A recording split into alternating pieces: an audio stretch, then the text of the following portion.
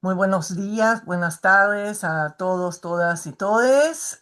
Como saben, es un lujo y un gran placer poder presentarles hoy, saludar hoy a Carlos Camero en ese ciclo de conferencias, Imaginar en las literaturas latinoamericanas.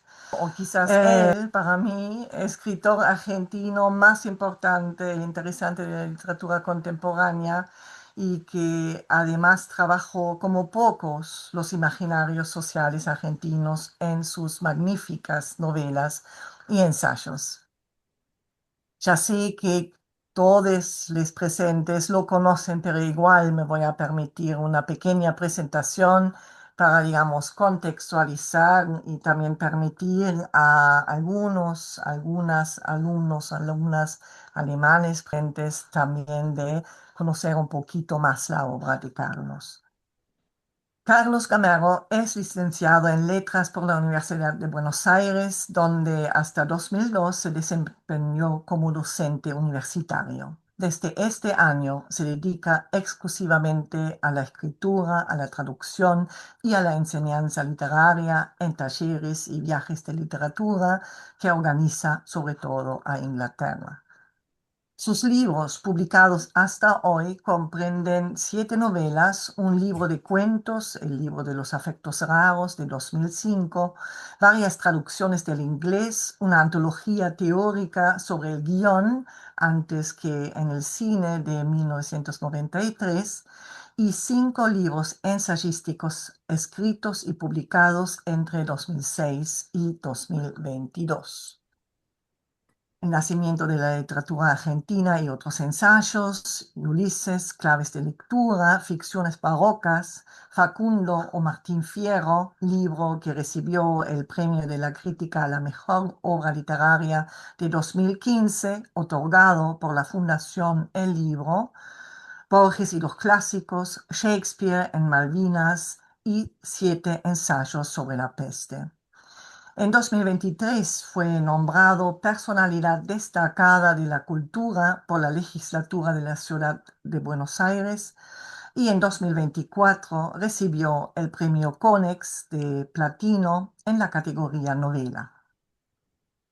Ya más como dato personal mío, quisiera hacer acordar que en 2016 Carlos Camero fue invitado de honor del 41º Congreso Internacional del Instituto Internacional de Literatura Iberoamericana que organizamos en Viena y donde en una inolvidable velada leyó junto al autor cubano Leonardo Padura partes de su novela Cardenio, donde Carlos hizo de Flecha y Padura de Shakespeare.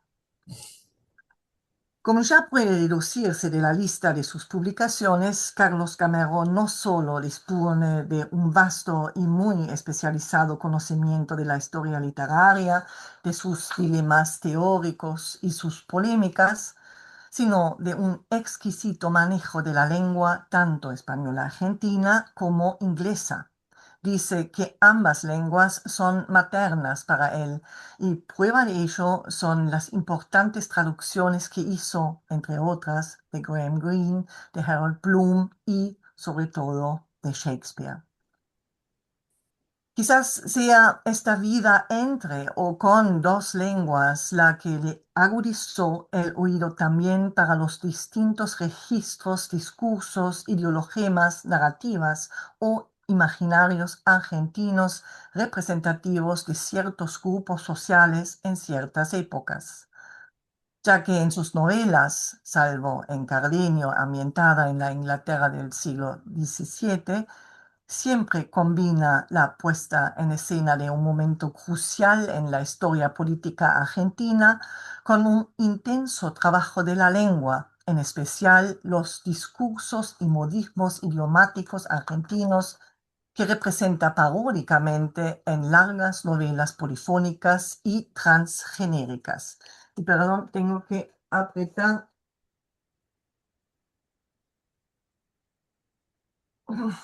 Estoy en la oficina y se me está bajando automáticamente la persiana. Así, en su ya mítica primera novela de 1998, Las Islas, sobre, por un lado, la Guerra de las Malvinas y por el otro, el neoliberalismo de los años 90, combina la narración bélica, la ciencia ficción, el diario de viaje, el cuento de hadas y el thriller para proponer una aguda reflexión sobre los modos de construcción de la memoria y el entramado de discursos que constituyen el imaginario nacional del momento. En su segunda novela, El sueño del señor juez del 2000, ambientada en un pueblo pampeano de fines del siglo XIX, situado en la frontera hacia la barbarie indígena, recupera la tradición gauchesca argentina al combinarla con el tópico teológico barroco y romántico del sueño y los límites de la responsabilidad moral que implica. Y en su tercera novela, El secreto y las voces de 2002, sobre la dictadura argentina y la responsabilidad civil en la represión del Estado, reconstruye no solo la repercusión de la violencia estatal en la provincia y la mentalidad pueblerina, sino también los diferentes discursos y voces que no dijeron el crimen o lo intentaron callar mediante constantes elipsis sin poder evitar de comunicar el secreto en su mismo silenciamiento. Finalmente, y perdón, tengo que admitir a alguna gente más que está llegando. Finalmente, sus novelas La aventura de los bustos de Eva de 2004 y Un yuppie en la columna del Che Guevara de 2011 se sitúan en la Argentina de 1975, que se debate entre las amenazas de la dictadura militar, las promesas de la revolución y las organizaciones guerrilleras, y se centran en la conversión de un pusilánime empleado de empresa en jefe de columna a la busca del hombre nuevo o en caballero andante quijotesco que busca 92 bustos de Eva Perón y que para esta tarea se apoya en los libros de autoayuda para managers neoliberales. Sin embargo, uno de los temas que faltaba en esta enorme argentinopeya lúdico-trágica o pintura panorámica de la historia violenta argentina que forman las novelas de Carlos es justamente la Argentina de finales del siglo XIX y principios del XX, como la pinta La jaula de los zonas, la que faltaba en este enorme fresco. Es de esta novela, publicada en 2021, de la que Carlos nos hablará hoy. Se trata de la Argentina nacionalista, positivista y a la vez eurocentrista de la llamada campaña al desierto, la ley de residencia y la Patagonia trágica, que adopta el imaginario racista europeo preconizado por autores como Gobineau, Chamberlain o Haeckel, y lo implementa contra sus propios pueblos indígenas, en este caso contra los 11 Selknam de la Isla Grande de Tierra del Fuego, llevados como presuntos animales o antropófagos a la Exposición Universal de 1889 en París. Es un lujo realmente poder escucharte hoy, querido Carlos, hablando justamente de esta gran y compleja novela que en un palimpsesto polifónico desencascara diferentes capas y discursos del racismo universal. Así que con un placer muy especial les dejo ahora con Carlos Camero y su charla sobre los zoológicos inhumanos, la jaula de los zonas. Muchas gracias, Carlos. Bueno, gracias, Claudia, por tus palabras, por este resumen, me parece tan representativo, de lo que hago, intento hacer. Gracias por la invitación, desde ya, a vos y a la universidad y, por supuesto, gracias a todas y todos por estar, acá hoy. Es un gusto estar hablando con ustedes. Bueno, voy a contar, voy a hacer un recorrido que es a la vez por algunos momentos de la novela, incluso con algunas lecturas breves, ilustrativas, y al mismo tiempo ir relatando en relación a estos distintos momentos, qué cuestiones me surgían, qué dificultades en la escritura o qué problemas a veces ideológicos, políticos, además de estéticos, se me planteaban. Empiezo contando por un lado, que tanto Cardenio, ¿no?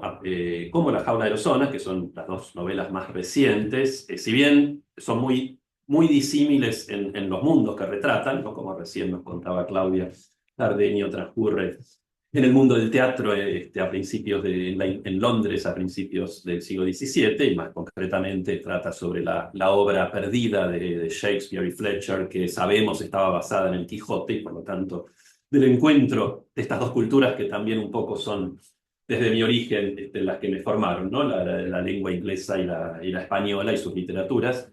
Y por otro lado, esta historia que empieza, bueno, que empieza la historia en París, perdón, en Tierra del Fuego, y si bien la novela empieza en París, en su primer capítulo, a fines del siglo XIX y principios del XX, pero tienen en común que son de mis dos novelas las que más claramente están basadas en, como suele decirse, en hechos reales, ¿no? Con personajes históricos y que trabajan, yo diría, por un lado, en cuanto a la relación de ficción-historia, mayormente respetando los hechos históricos conocidos, incorporando las distintas versiones de esos hechos históricos que nos deja la historia, y de eso voy a hablar en un minuto, y, digamos, recurriendo, si es la palabra adecuada, a la ficción para llenar los huecos, lo que no sabemos,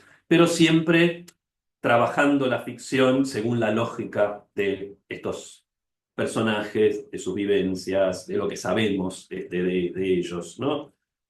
Este, con respecto a eh, la historia, ¿no? Que es un poco el eje de La jaula de los Ozonas, la de, como nos contaba Claudia, esta familia Selknam secuestrada en Tierra del Fuego durante esa década en la cual el mundo Selknam pasó de ser, digamos, una sociedad absolutamente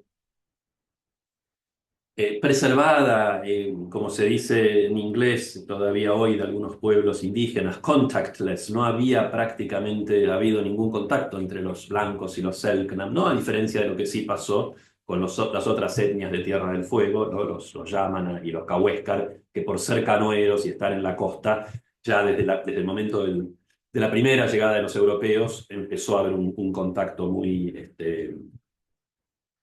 digamos, muy intenso, ¿no? Del cual da cuenta, por ejemplo, la famosa historia de Darwin, su paso por Tierra del Fuego, y también esta traslado de los cuatro indígenas a Londres y su posterior regreso a Tierra del Fuego, que es, digamos, una historia que sí ha sido contada muchas veces.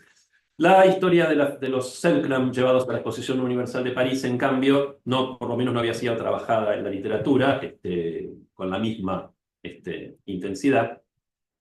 Yo me encontré con ella hace mucho tiempo, a mis 20 cortos años, en este libro La Patagonia Trágica, de José María Borrero, periodista español que residía en Río Gallegos y que tuvo, como muchos de ustedes sabrán, una participación muy activa en las huelgas patagónicas de 1920-21, ¿no? Y que escribió en este libro la primera denuncia, que de hecho quiso ser La Patagonia Trágica una especie de prólogo a la historia de las huelgas patagónicas que nunca Borrero llegó a escribir. Quien sí la escribió y lo homenajeó su título, digamos, fue Osvaldo Bayer en Los Vengadores de la Patagonia Trágica, ¿no? Esta obra maravillosa en 4 volúmenes sobre las huelgas de Santa Cruz. En la Patagonia Trágica de Borrero se cuenta en buena medida lo que fue, digamos, es una primera versión que tenemos de lo que fue la ocupación de Tierra del Fuego y el genocidio del pueblo Selknam. Y ahí se dice que estos 11 Selknam fueron capturados en Tierra del Fuego por un empresario, conocemos su nombre, Maurice Maitre, aventurero, empresario, ¿no? No se sabe mucho de él. Uno, digamos, yo imagino su historia en uno de los capítulos de mi novela, ¿no? Fueron exhibidos, fueron llevados, obviamente, en la bodega de un barco, encadenados, exhibidos en una jaula como antropófagos patagónicos, alimentados con carne cruda para, digamos, darle mayor dramatismo al espectáculo. Allí los habría en algún momento descubierto uno de los sacerdotes salesianos, el padre José María Beauvoir, que son quienes los salesianos fundaron las 2 misiones patagónicas, una del lado chileno y otra del lado argentino, ¿no? La de Isla Dawson y la de la Candelaria, cerca de lo que es hoy Río Grande, en Tierra del Fuego, y habría llevado la denuncia ante las autoridades y sobre todo las autoridades diplomáticas chilenas que tomaron cartas en el asunto para repatriar, liberar y repatriar a los indígenas. Maurice Maitre, el que los tenía encerrados en la jaula, al ver el problema que se le venía encima, supuestamente abrió la puerta de la jaula y los dejó escapar y se desparramaron por el predio de la Exposición Universal, ahí al pie de la Tour Eiffel.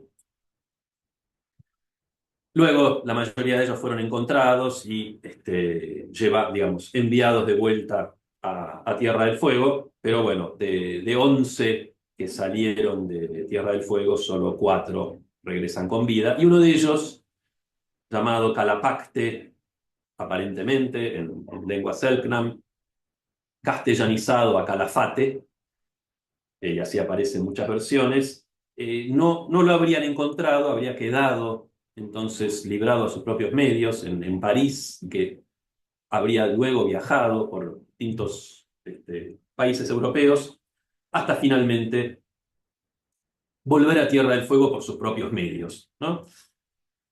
Eh, Claramente de todo esto, digamos, esta historia que durante décadas, a medida que escribía, digamos, las novelas que Claudia tan bien describió, esta historia me seguía de alguna manera convocando. Me decía, algún día si no te gana alguien de mano, vas a escribir esta historia.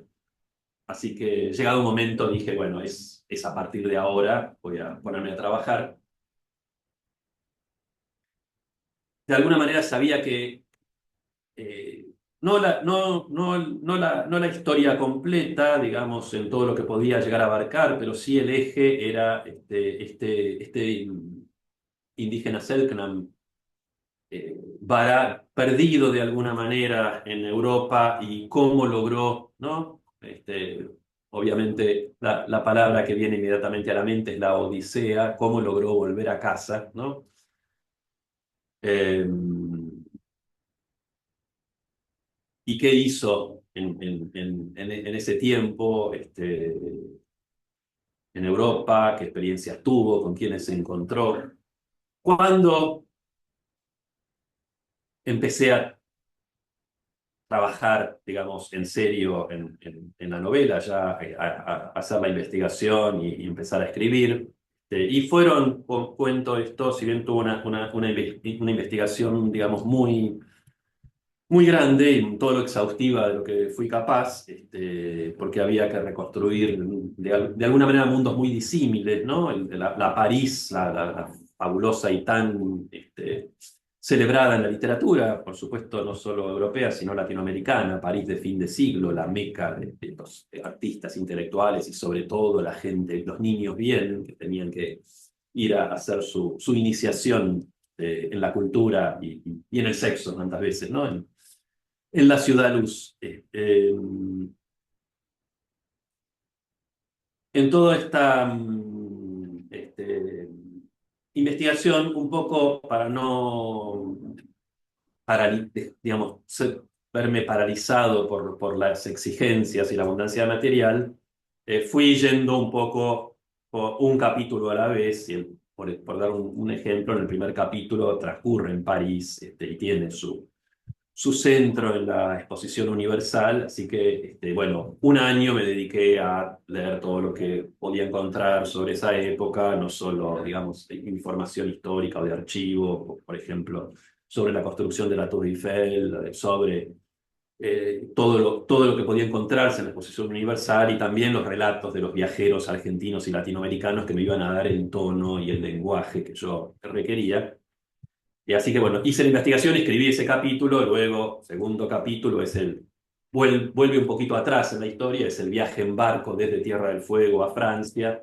Entonces, bueno, unos meses leyendo literatura del mar, releyendo a Conrad Melville y otros autores favoritos, y también muchos relatos, digamos, más de crónicas de viajes, de memorias, de marineros y navegantes, y escribí ese capítulo. O sea que un poco, para hablar un poquito de la dinámica y del método, puedo decir que fueron simultáneos, la investigación y la escritura, ¿no? Cuando empecé a investigar sobre cuál había sido, la historia, qué otra información podía encontrarse sobre esta familia Selknam, además del libro de Borrero, bueno, pronto me encontré con este libro que simplemente lo muestro ahí, Zoológicos Humanos, ¿no? De Christian Weiss y Peter Mason, que cuenta una historia ya más documentada, con trabajo de archivo, y que difiere notoriamente de la versión de Borrero. O sea, los Selknam no fueron descubiertos por un sacerdote salesiano, el padre Beauvoir nunca estuvo en la Exposición Universal de París. Por si quedaran dudas, luego en algún trabajo de archivo, sobre todo en el archivo central de la Orden Salesiana, que está acá en Buenos Aires, que tiene mucho material sobre las digamos, misiones fueguinas, encontré la autobiografía todavía inédita, ¿no? Del padre Beauvoir, que es realmente un documento maravilloso, y si alguno de ustedes tiene oportunidad digamos, de promoverlo, creo que sería una publicación fundamental para reconstruir la historia de Tierra del Fuego y de los pueblos originarios, ¿no? Porque el padre Beauvoir fue uno de los directores de la misión de la Candelaria del Argentino y también estuvo muy activo en la misión chilena. El padre Beauvoir entonces no estuvo en París, no los liberó. De hecho, en París no tuvo ningún problema este empresario, cosa que ya de por sí es todo un síntoma, ¿no? Que un grupo de seres humanos, incluyendo niños, niñas y hasta un bebé, pudieran ser encerrados en una jaula, exhibidos claramente como si fueran animales y, digamos, ni la ley ni voces, digamos, de escritores, intelectuales se alzaran para condenar o cuestionar. Por lo que tenemos noticias, no hubo tales formas de réplica. Entonces, después del éxito de París, la exposición, digamos, se traslada a Londres, donde son exhibidos en las mismas condiciones, pero ahí sí, en Londres estaba la South American Missionary Society, que fueron los que establecieron la misión de Ushuaia, ¿no? Que uno de cuyos directores fue el reverendo Thomas Bridges, el padre de Lucas Bridges, que es un protagonista fundamental de esta historia y autor de uno de los mejores libros sobre el mundo Selknam, escrito por alguien que los conoció muy de cerca, que es El último confín de la Tierra, ¿no? Y que fue una de las principales fuentes de información para mí sobre el mundo Selknam y su modo de vida y su cultura, junto con el monumental trabajo del padre Martín Gusín de los indios de Tierra del Fuego, sobre todo los dos tomos relativos a los Selknam, y la obra posterior de Anne Chapman, ¿no? También en el caso de Anne Chapman, sobre todo sobre lo que faltaba en las dos versiones que mencioné antes, que es el mundo y las voces de las mujeres, Selknam. Luego de Londres, donde sí los miembros de la South American Missionary Society van a las autoridades, tratan de obtener la liberación de los Selknam cautivos. Eh, una cosa que quiero, quizás una imagen me gustaría compartir. A ver, un segundito. Bueno, acá está la Patagonia trágica, ¿no? Que les mencionaba antes, y tanto en la Patagonia trágica como en todas las obras que tratan esta historia, tenemos esta foto, ¿no? Que es la única foto conocida de los Selknam en París, junto con su captor, ¿no? Donde de hecho podemos observar que son 9 integrantes de la familia, o sea que evidentemente 2 de ellos, posiblemente los varones adultos, porque no hay ninguno en esta imagen, hayan muerto en el viaje de ida.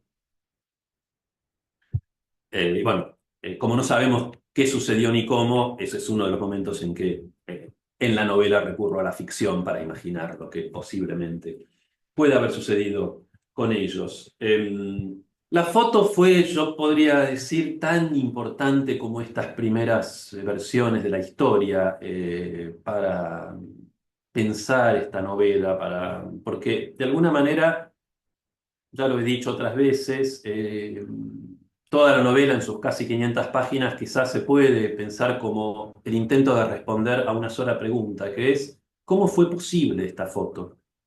¿No?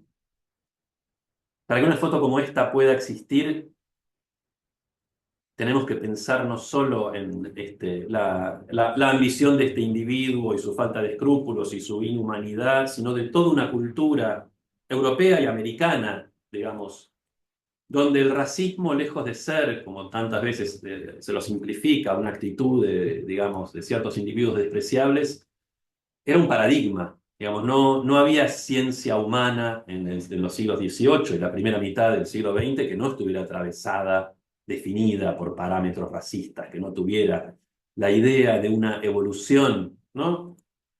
De las culturas humanas, por analogía con la evolución biológica de, ¿no? Pueblos inferiores y pueblos superiores y razas inferiores y razas superiores, y por lo tanto, por supuesto, digo, no voy a dejar, abundar sobre esto porque todos ustedes lo saben, ¿no? La justificación al mismo tiempo psicológica, antropológica, supuestamente científica del colonialismo, del derecho de algunos pueblos a explotar, someter a otros, o, como en este caso, de apoderarse de sus cuerpos y trasladarlos de un lugar a otro, ponerlos en jaulas, sin que tuvieran absolutamente ningún derecho. Y en ese sentido, también quiero señalar, porque es un elemento central de este momento, este primer momento, este primer capítulo de la novela, que si bien en la Exposición Universal de París había una enorme este, importancia y presencia de los llamados pueblos coloniales, ¿no? Había un barrio egipcio, estaban las moradas de los senegaleses, estaba la cabaña de los javaneses, no solo los franceses trajeron a sus nativos, sino que también los holandeses, por fuera de la exposición universal, pero a la par, es decir, al mismo tiempo y aprovechando todo el público que venía de distintas partes del mundo a verla, se montó el show, el Wild West Show de Buffalo Bill, ¿no? Que incluía cowboys mexicanos y nativos indígenas de América del Norte, sobre todo de la etnia de grupo Sioux. Pero en todos los otros casos podemos y tenemos, digamos, en algunos casos bastante información que había algún tipo de acuerdo, de negociación, de transacción, es decir, como justamente en un momento, digamos, de la novela, un par de mis personajes asisten al show de Buffalo Bill y encuentran que, bueno, los indígenas participan del show, pero, digamos, después, en sus ratos libres, pasean por París, suben a la Torre Eiffel, van a los cabarets, ¿no? Podemos suponer que hubo engaños, que hubo estafas, que hubo explotación sexual, pero solo en el caso de los Selknam tenemos la certeza de que no hubo ningún tipo de acuerdo, ningún tipo de conversación. Ningún europeo hablaba la lengua Selknam, ningún Selknam hablaba otra lengua que la propia, y en su caso debían estar de alguna manera encerrados en una jaula porque claramente su situación era la de digamos, de ser personas totalmente forzadas, sin ninguna clase de acuerdo o aquiescencia en esta explotación. Finalmente, volviendo brevemente a la historia que pude encontrar, Maurice Maitre, viendo que la cosa se ponía muy difícil en Londres, sobre todo, en algún momento se logra, digamos, los misioneros primero apelan a Maurice Maitre, le piden que de buena voluntad libere a los Selknam, y no solo eso, sino que pague los pasajes de vuelta, ¿no? No tenemos su respuesta, pero podemos imaginarla. Todo esto está, digamos, se puede encontrar en archivos, digamos, incluso en los números de la revista de la South American Missionary Society, estaban accesibles en Internet. Ahí se cuenta también como una de las indígenas que vemos en la foto, una mujer de edad, está muy enferma y la dejan en Londres y muere en un hospital británico. Mestre se lleva a los que quedan, los sobrevivientes, a Bruselas, ¿no? Y ahí finalmente las autoridades eh, intervienen, sobre todo, digamos, por mediación siempre de la South American Missionary Society y también el gobierno chileno, que en un principio estaba muy reticente a involucrarse, así que hicieron una pregunta que a sus luces era muy lógica, que es: sí, estaríamos obligados o tendríamos que intervenir si se puede demostrar que estos indígenas son chilenos, porque quizás son argentinos, ¿no? Como eso era absolutamente indemostrable y el planteo mismo era absurdo, lo que sí se pudo determinar es que habían sido embarcados en Punta Arenas, ¿no? Lo cual era lógico porque era el único puerto funcional en ese momento en toda la región del extremo sur, con un permiso del gobernador interino, o sea que sí, el gobierno chileno admitió que tenía cierta responsabilidad en el asunto y se ocupó de repatriarlos, pero bueno, efectivamente, como les conté antes, de los 11 que salieron de Tierra del Fuego, llegaron solamente 4 a Tierra del Fuego una vez más y fueron inmediatamente tomados incorporados a las misiones salesianas, ¿no? No es que fueron dejados en libertad tampoco. En ambas versiones, por simplificar, la de José María Borrero, que aún cuando, como les contaba, ya de investigaciones posteriores demostraron que era en buena medida fantasiosa o errónea. También es cierto que yo, cuando visité el Museo Salesiano en Punta Arenas, me encontré que se mantenía la idea, claramente tenía su atractivo, de que habían sido los salesianos los que intervinieron en la liberación de los Selknam. Y me resultó un poco doloroso explicarle al director del museo que estaban totalmente errados y que tenían que cambiar los letreros y los displays de sus vitrinas. No sé si lo hicieron porque no volví. Em, Yendo ahora una vez más, este trabajo, digamos, estas decisiones de qué hacer con la historia y cómo trabajarlo en una novela, yo debo decir que me pasó que, si bien digamos, encontré en la historia posterior de Baez y Mason todos estos datos que respeté, ¿no? Por ejemplo, la imagen de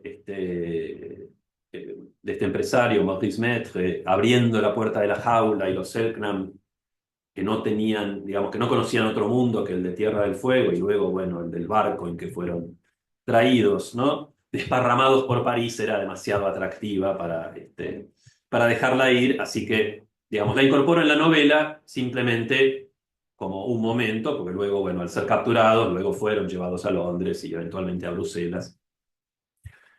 Pero, digamos, la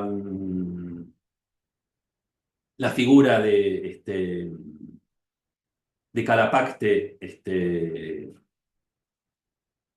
que, digamos, queda suelto, queda perdido en la exposición universal, la mantuve, porque no solo porque era más atractiva y daba más posibilidades al trabajo novelesco, sino porque también, digo, esto es una parte más personal, pero bueno, en la escritura esto también tiene mucha influencia.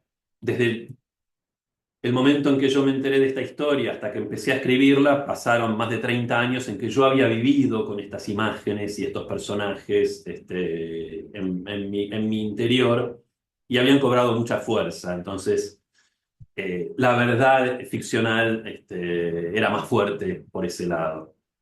Y ahí también yo ya había de alguna manera entendido que si bien la historia puede tener muchas ramificaciones, y de hecho las tiene, porque la novela toma la historia de esta familia como de alguna manera un eje, si quieren, podemos llamarlo metonímico, para contar toda la historia del genocidio Selknam y de la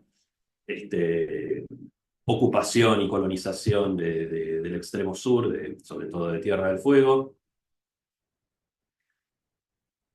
Yo sabía que incluso dentro de la historia de esta familia, y que trato de contar, digamos, la suerte de cada uno de sus integrantes, pero la historia que también iba a llevarme del principio a fin de la novela, a mí como escritor y a los lectores luego, era la historia de Calapacte y este misterioso regreso.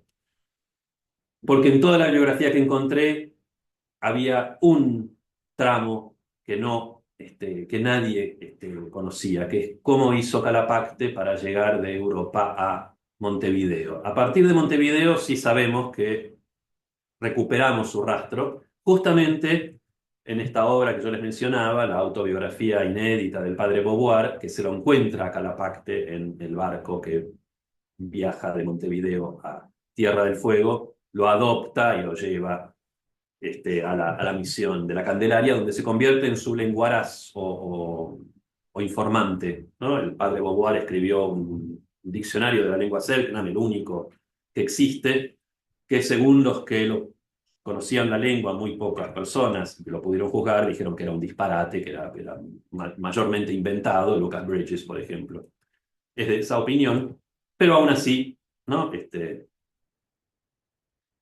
Es uno de los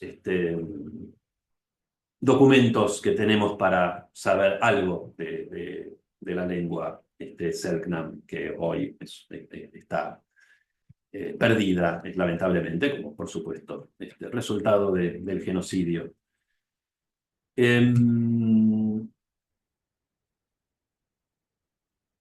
La tentación a la cual sucumbí, debo decir, o a la cual me entregué, fue de convertir el regreso de Calapacte en una verdadera odisea, hacer un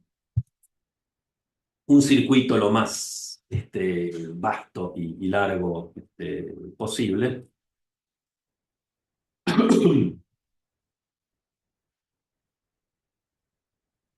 Porque también a esa altura me di cuenta que la pregunta fundamental no era tanto, la más interesante en términos ficcionales, no era tanto cómo había realizado el viaje, ¿no? Eh, sino cómo había podido saber a dónde ir. Tierra del Fuego no, no, era no eran palabras que él pudiera conocer, no existían en su lengua. Las palabras que los Selknam tenían para Tierra del Fuego, sus territorios, no podían ser comprendidas por ningún europeo. Calapacte no podía señalar la ubicación de Tierra del Fuego en un mapa, ¿no? Entonces, la gran pregunta, de alguna manera, que la novela tenía que, digamos, hacerse y buscarle soluciones ficcionales, era, bueno, cómo averiguó que él era, digamos, cómo pudo decir soy Selknam, cómo pudo decir soy de Tierra del Fuego, quiero volver ahí. Ya eso, digamos, me dio la oportunidad de escenas que por lo menos fueron muy atractivas. Imagino a Calapacte viviendo un tiempo escondido en la exposición universal, huyendo de la vigilancia de los guardias y eventualmente algún día subiendo a la Tour Eiffel, ¿no? Porque claramente, si dije antes que la foto de los Selknam fue una de las fuentes, digamos, de inspiración para escribir la novela, o una de las semillas de las que surge la novela, otra es la juxtaposición, la foto de la Torre Eiffel, que de hecho, bueno, en la tapa, que ustedes quizás hayan visto por fotomontaje, ¿no? Se combinan la imagen de los Selknam con la Torre Eiffel en el fondo. Esta foto nunca existió, pero de alguna manera es la síntesis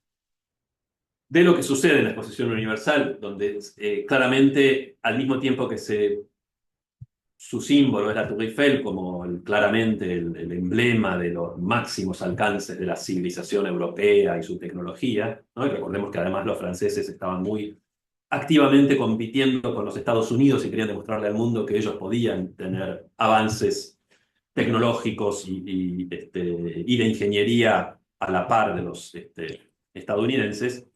Se exhibían los pueblos supuestamente más primitivos de la Tierra como para mostrar en un solo lugar, ¿no?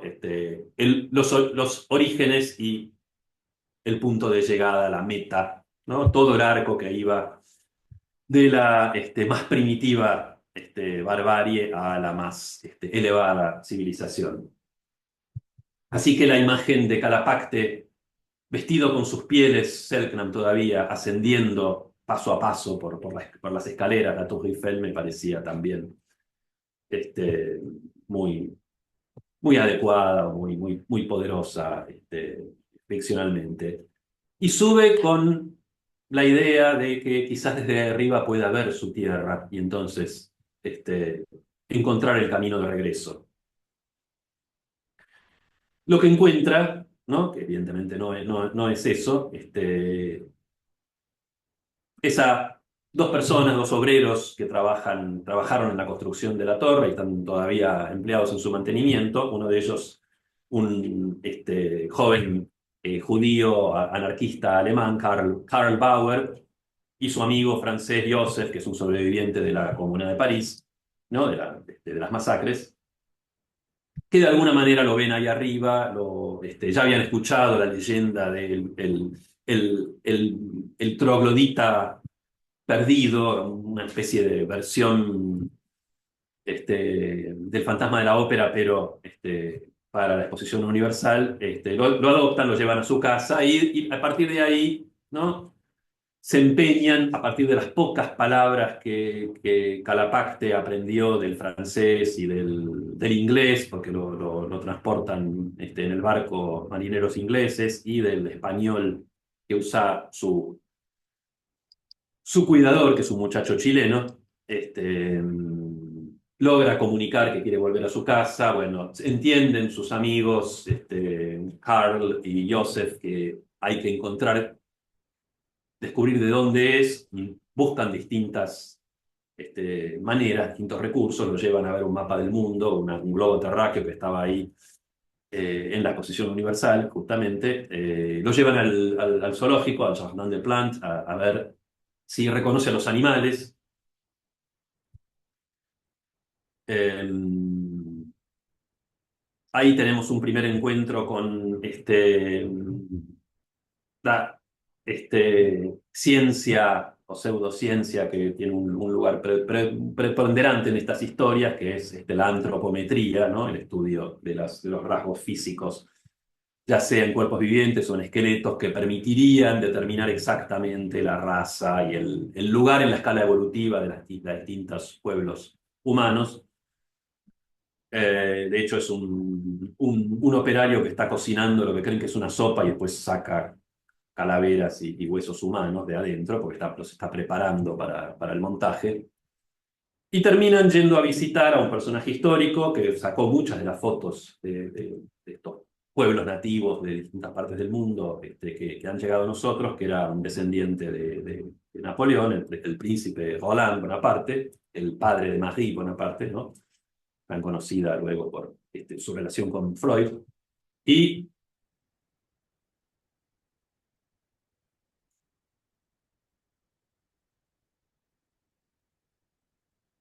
además dedicado, ¿no? De modo un poco como aficionado a este tema de las mediciones, ¿no? De lo que se creía que en ese momento era la ciencia dura, digamos que sobre la cual se construía el edificio de la etnología y la antropología, y que en realidad hoy sabemos era puramente ideología, una pseudociencia, vinculada también a la frenología, ¿no? El príncipe Bonaparte, además de sacar las fotos de Calapacte para su archivo, le toma todas las medidas, decide que es un esquimal, un inuit, ¿no? Y los manda hacia Groenlandia. Evidentemente, sí, esto es una especie de broma, pero no una broma infundada, porque efectivamente las supuestas certezas de la antropometría derivaban en estos resultados absurdos. Consulté varios y leí varios de los manuales originales de la época,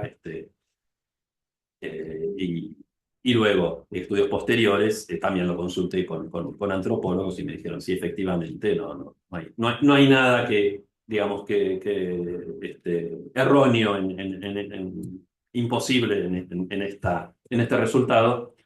Así que bueno, ahí empieza el largo periplo de Karl y Calapacte, ¿no? Desde Europa, en lugar de ir hacia el sur, donde corresponde, se van hacia el norte, terminan llegando al extremo norte y justo cruzándose con una de las tantas expediciones que intentaban, ¿no? Llegar a este, alcanzar el Polo Norte, más precisamente la de Robert Peary, quien oficialmente luego supuestamente es quien llegó primero al Polo Norte, y un personaje que me parece de los tantos personajes fascinantes que me encontré en esta investigación, que fue el doctor Frederick Cook, que afirma haber sido él quien primero llegó al Polo Norte, participó junto a Peary en las primeras expediciones y luego cada uno buscó esta meta por su lado.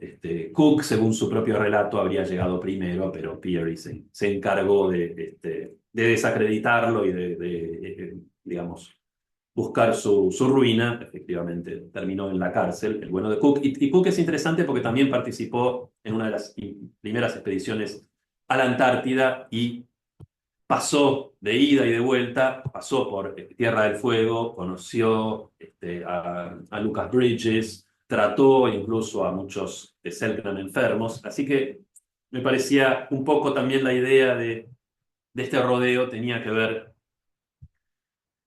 con, por un lado, seguir ciertos recorridos históricos posibles, ¿no? El hecho de que no de una manera, digamos, meramente literaria o ficcional, sino incluso en la historia de todo este periodo, la exploración del extremo norte y la exploración del extremo sur de América, ¿no? Tuvieron sus puntos de contacto y sus simetrías. Eh,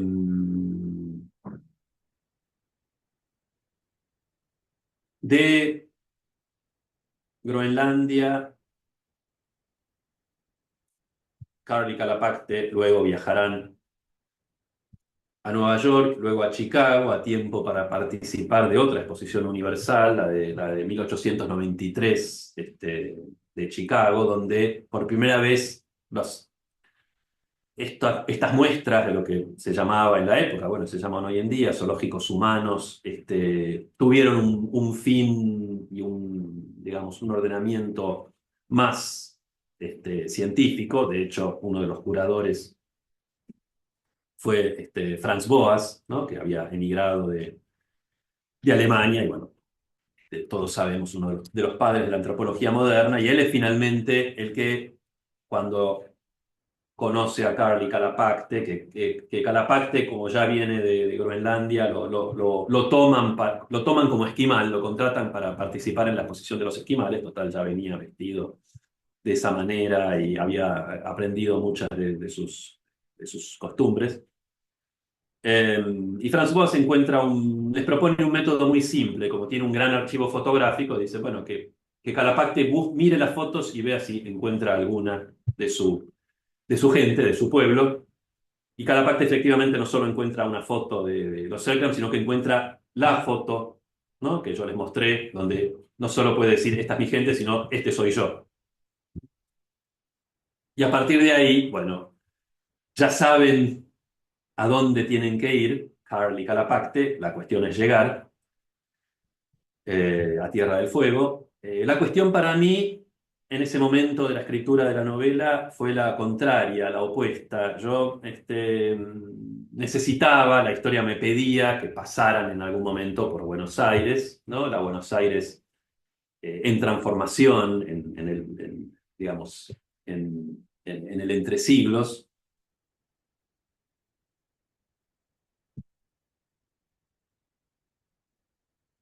Me interesaba, ya que Argentina es uno de los países latinoamericanos que con más énfasis niega sus raíces indígenas y digamos, la participación de los pueblos originarios en su cultura. Ver un poco qué pasaba con esta Argentina y sobre todo esta Buenos Aires tan cosmopolita y tan políglota, ¿no? De que está en ese momento que está recibiendo la inmigración de tantos países de Europa, incluso del Medio Oriente, ¿no? Sobre todo sirio-libaneses. ¿Qué pasaba con los indígenas en ese contexto? También quería, como cada capítulo, un poco lo anticipó Claudia, pero bueno, yo no lo desarrollé. Cada capítulo funciona un poco estilísticamente de un modo como unidad, digamos, en la novela. Es decir, para cada capítulo hay casi siempre un nuevo narrador y muchas veces un nuevo estilo, un nuevo género discursivo, ¿no? Eh, sabía que el género literario que primero se hace cargo de este cambio en la sociedad argentina y sobre todo ¿no? de la gran urbe que está creciendo de Buenos Aires, no era un género literario prestigioso, sino era un género literario popular, del teatro, el sainete, ¿no? Donde sí aparecen las figuras de el italiano, el gallego, el alemán, el turco, cada uno hablando una jerga particular, que por supuesto es una jerga, digamos, muy, muy estilizada, muy, muy, digamos, creada para este género y para el mundo del teatro. Al mismo tiempo, leyendo sainetes, encontré que eran muy, muy dados a los juegos de palabras, ¿no? a la elaboración lúdica, ¿no? Verbal, no solo, digamos, representativa, antropológica, realista. Este mundo de la inmigración, este mundo del tango, este mundo del sainete, era muy atractivo. Quería escribir un capítulo que tuviera la forma de un sainete, y de hecho lo hice, ¿no? Pero el único problema es que eso recién se consolida, ¿no? a partir de 1905. No, digamos, uno podría ir un poquito antes, un poquito después. Y yo los tenía a Carl y a Calapacte en Chicago, ya sabiendo que tenían que ir a Tierra del Fuego en 1893. Ya tenía 12 años de diferencia.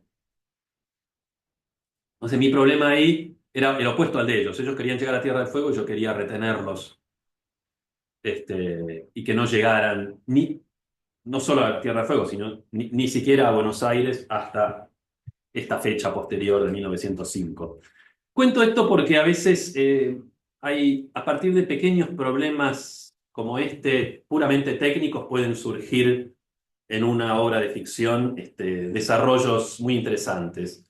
Porque yo pensé en ese momento, bueno, tiene que haber algo muy poderoso para retenerlos, o en Estados Unidos o en algún lugar intermedio. Así que ahí surge un nuevo personaje, que es esta anarquista rusa, Vera, que conocen en Chicago, más precisamente en Pullman Town, ¿no? Un lugar que todavía, digamos, que existe y puede visitarse, una ciudad modelo construida por el creador de los coches Pullman, y que fue además teatro de la primera gran huelga de alcance nacional en los Estados Unidos, la gran huelga ferroviaria de 1894. Teniendo a mis tres personajes, dos de ellos fervientes anarquistas, bueno, todo de repente se volvió muy claro, ¿no? Carl, Vera, que se convierte en amante de ambos y a su vez descubre encantada que en el periodo en que estaban aislados, cerca ahí digamos, en Groenlandia, en medio de esta expedición que trataba de llegar al Polo Norte, los mismos Carl y Calapacte se habían hecho, digamos, habían tenido relaciones sexuales entre ellos para matar el tiempo. Bueno, se forma ahí una especie de familia de tres. Vera en un momento intenta llevar adelante un atentado, ¿no? Eliminar al señor Pullman, el responsable de esta huelga que termina además en muchas muertes, en una represión muy feroz por parte de las fuerzas policiales y la Guardia Nacional. Fracasa, es encarcelada y mientras dura su prisión, Carl le dice a Calapacte, lo siento, pero yo por lo menos me tengo que quedar acá, ¿no? Hasta que consigamos la libertad de Vera. Y bueno, se despliega toda otra zona de la historia que transcurre en los Estados Unidos hasta que finalmente resuelven esta cuestión. No voy a contar todo para quienes no hayan leído la novela, porque si no después se convierte en una secuencia de spoilers. Esta charla, esta breve conferencia. Y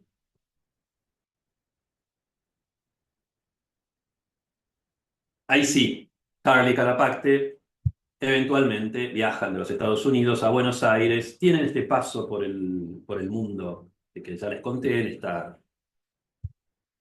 en este capítulo que tiene la forma de un sainete.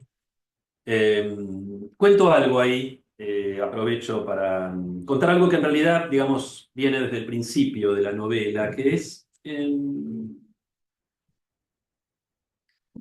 cómo resolver algo que me parecía como una contradicción en términos, y un nudo problemático en términos estéticos y también políticos, que es hasta qué punto puede, debe y hasta tiene el derecho una obra de ficción de reponer lo que no está. La voz de los Selknam no llegó a nosotros de forma directa, la voz de los Selknam de aquel mundo Selknam, ¿no? Tradicional. Sí hay Selknam actuales que de alguna manera tienen su discurso, con los cuales estuve en contacto, con los cuales me encontré, cambiaron mi visión de muchos aspectos de esta historia y de la novela.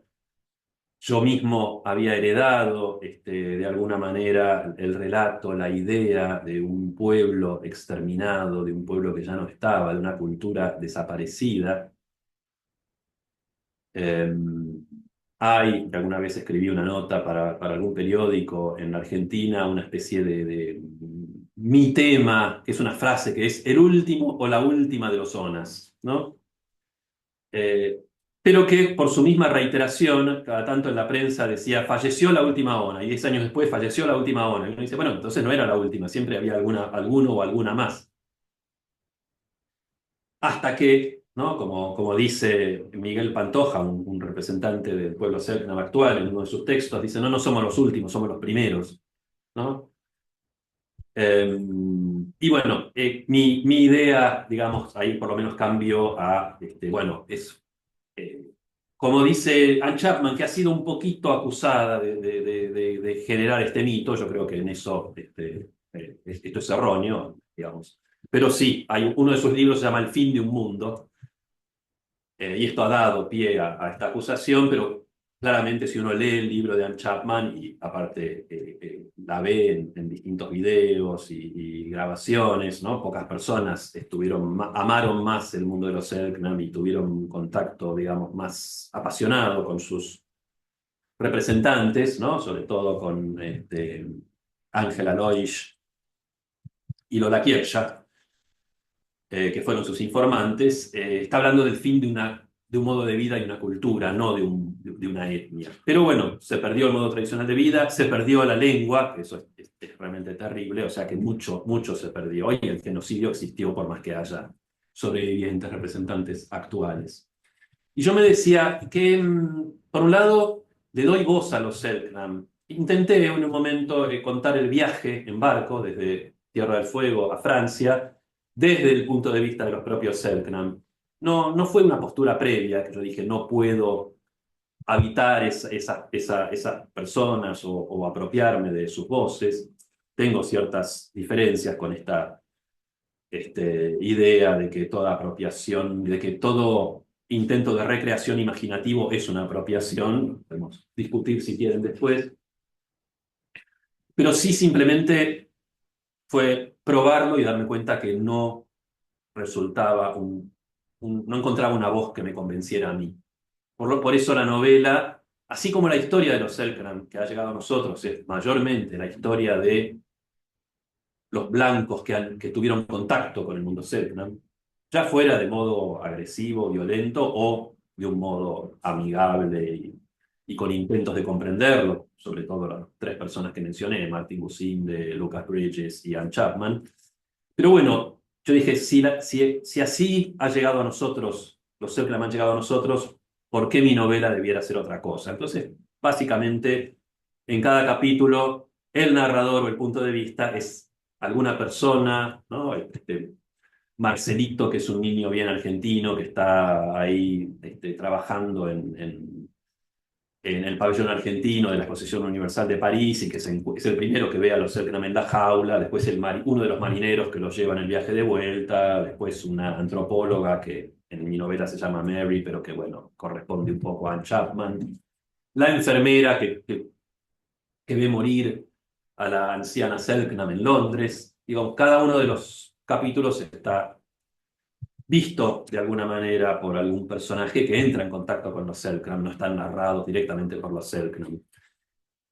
Y esta es una de las maneras de hacer presente, yo creo que fue uno de los principios rectores para mí, para escribir la novela, que es cómo hacer presente lo que ya no está sin tratar de reponerlo, sin negar la destrucción, el genocidio, la desaparición de esta cultura tradicional. Y lo mismo con las voces. Había una idea, una frase, que además es un vínculo interesante entre esta historia y la historia de Alemania, ¿no? De este gran, monumental documental de Claude Lanzmann, Shoah, ¿no? Donde él dice en el libro donde, digamos, que se publicó acompañando el documental, donde está digamos, el guión, que para él uno de los mayores desafíos en ese documental fue, dice, hacer audible el silencio de los campos, ¿no? A mí la frase me golpeó. También la recordé cuando estando justamente cuando fue la invitación de Claudia, visité la ciudad de Weimar y el campo adyacente de Buchenwald. Y ahí, a diferencia de Auschwitz, donde lo único que escuchaba eran las risas de los turistas sacándose selfies, escuchaba, vagando por las afueras, sentí ese silencio. También lo he sentido, debo decir, en la ESMA acá en Buenos Aires, ¿no? Donde más de 5.000 personas fueron desaparecidas. Y yo dije, cómo hacer escuchar el silencio, ¿no? de lo que fue la lengua y la cultura Selknam? Cada capítulo lo resuelve a su manera, no todos los capítulos obviamente toman ese trabajo, pero por ejemplo en este capítulo tercero que se titula La madre de las historias, donde tenemos a dos, dos, dos indígenas Selknam, una de ellas Rosa Shemiken, hasta cierto punto modelada o puede considerarse una versión ficcional de Lola Kiepsh, la informante de Ann Chapman. Bueno, Lola no hablaba prácticamente español, hablaba Selknam, pero Ann Chapman al principio no conocía la lengua, no podía entenderla, entonces Ángela Loish, ¿no? que conocía ambas lenguas, era Selknam, conocía ambas lenguas, hacía un poco de intérprete. Así que bueno, en mi novela, digamos, la voz de Rosa, que es hermana de Calapacte, en mi novela es una de los miembros de la familia que fueron llevados a París, habla en Selknam, eso no lo escuchamos, pero escuchamos la traducción que hace su, este, su amiga, y todo el tiempo estamos, digamos, es un diálogo en el cual hay tres voces, pero solo escuchamos a dos de ellas. En el capítulo del sainete, por ejemplo, están todos los inmigrantes, cada uno con su jerga, ¿no? Teatral, ¿no? El italiano habla en copoliche, el gallego habla en castellano, digamos, muy también codificado con el sainete como la lengua literaria, ¿no? Del inmigrante gallego. El turco con la suya, la francesa con la suya, pero Calapacte, por ejemplo, no habla, porque es verdad que el sainete no recoge la voz del indio, ¿no? Y eso es una de las, justamente, de las tantas maneras en que aparece, por darle un nombre muy breve, el racismo literario. Cuando se dice el sainete representaba a todos los grupos que formaron la Argentina, no, los indígenas no estaban, ¿no? Este, Así que el silencio, digamos, Calapacta está presente todo a lo largo de ese capítulo, pero nunca habla. Si finalmente hablan los hechos, no voy a decir cuáles porque sería también spoiler. Y, y una cuestión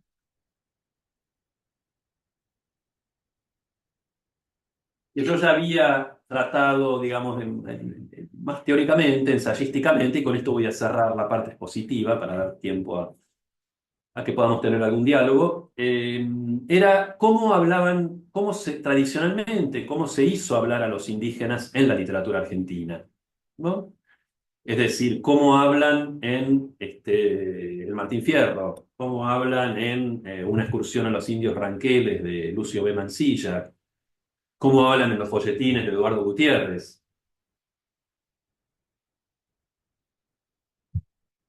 cómo hablan en el primer poema nacional, que además trata el tema de los indios, que es La cautiva de Esteban Echeverría.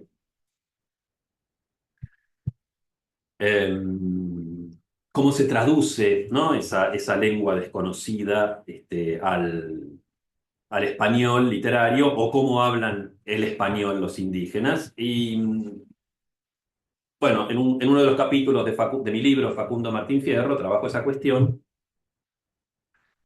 para sintetizar ahí, digo, finalmente encuentro, ¿no? Que tras distintos ensayos, distintas pruebas, se instala una lengua literaria del indio, así como decía antes en el sainete, ¿no? Cada grupo tiene, no todos, pero por lo menos los turcos, los alemanes, los franceses, los italianos y los españoles tienen su lengua literaria sainetera, por llamarla de alguna manera. Bueno, para los indios también se había encontrado, sobre todo en la gauchesca y la literatura digamos, de la frontera, del encuentro, ¿no? Esta interfaz entre el mundo blanco y el mundo indígena, una lengua literaria para el indio que básicamente consistía en una fórmula muy sencilla. Los indios hablan en gerundio, ¿no?